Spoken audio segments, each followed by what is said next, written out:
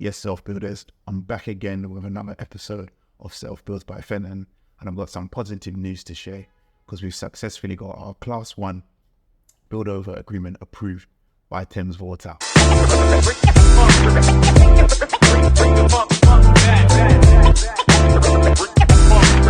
I'm gleaning because it's our second attempt at getting a build-over agreement.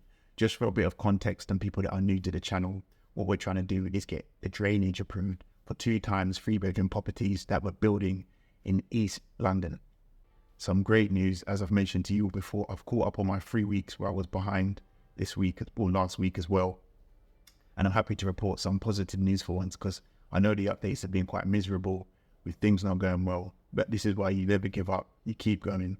And we finally got this approval, and it's a great major milestone for the project. So stay tuned for this video, and what I plan to do is share to you the most important reasons why Thames Water rejected it, the challenges we faced, and how we overcame them with the support of various resources. And now we can finally start work physically on site. So hopefully we'll be taking these videos from the kitchen to the outside. So on the introduction, I did mention that we already had an approved build-over agreement. But for those that are new to the channel, just to give you a bit of context, although we got a build-over agreement approved, it wasn't accurate in the sense that we missed a public sewer, obviously, for which Thames Water would need to know about. And what we didn't realize was at the time that it has an impact on the design recommended or suggested by the architect or the drainage engineer at that time. And let me just show you quickly where that public sewer was. So here's an illustration. And as you can see, we missed this route here. So although we got the build-over agreement, what would have happened if we proceeded with that original design would be that we'd dig up all the ground as per that specific design, and then we'd be in trouble, because when building control come, and everyone knows what building control do, they provide governance across the various stages of a build project, they would definitely give us a no-no in terms of an approval to move on to the next phase. So we would have ended up having to do this whilst we were mid-dig, if that makes sense.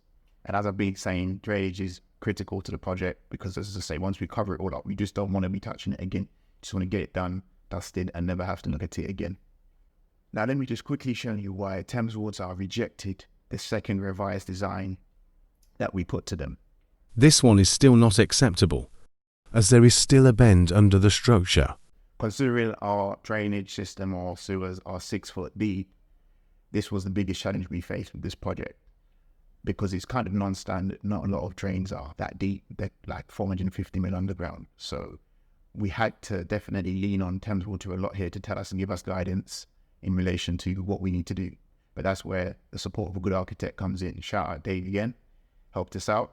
Thames Water illicitly said that they do not want bends coming off of their public lateral sewers, if at all possible. So this is a tip or a gem for you guys that potentially are starting your self-build drainage phase of your project, that you need to consider that whoever your local water supplier is when you do your design.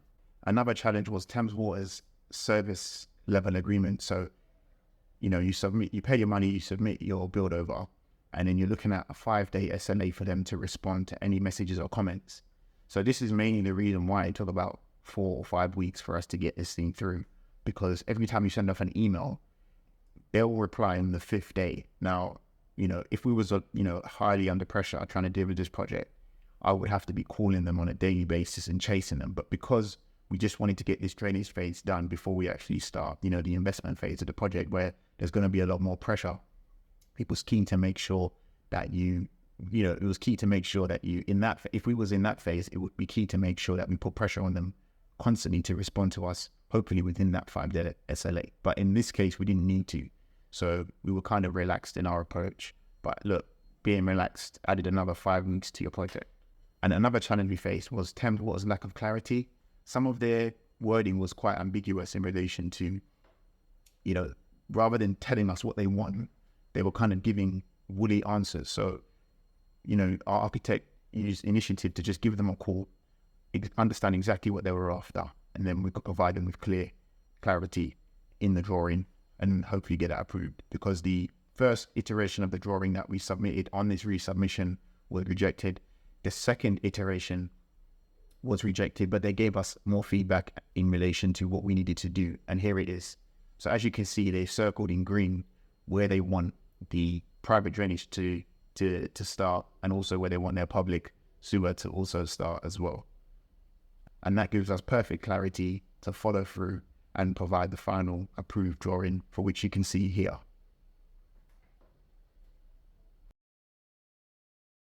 So that's about it for this episode. I'm trying to keep the episode below 5 minutes, or definitely below 10 minutes, to keep being able to push out effective, fast content. As I mentioned, I'm getting quicker with my editing, and hopefully these videos are giving you some value for your self-build projects as well.